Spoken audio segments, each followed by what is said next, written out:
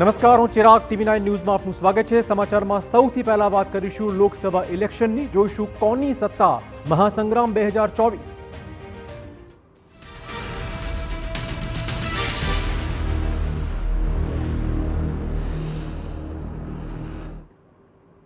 તો આજે છઠ્ઠા તબક્કામાં 8 રાજ્યોની 58 બેઠકો પર મતદાન।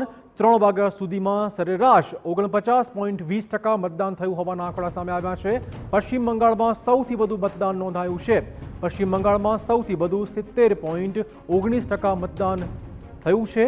બિહારની વાત કરીએ જ્યાં 45.21%, હરિયાણામાં 46.26% મતદાન થયું છે।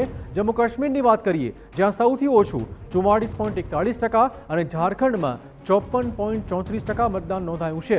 દિલ્હીમાં 44.58%, ઓડિશામાં 48.44% મતદાન થયું છે। ઉત્તર પ્રદેશમાં સૌથી ઓછું 43.95% મતદાન નોંધાયું છે।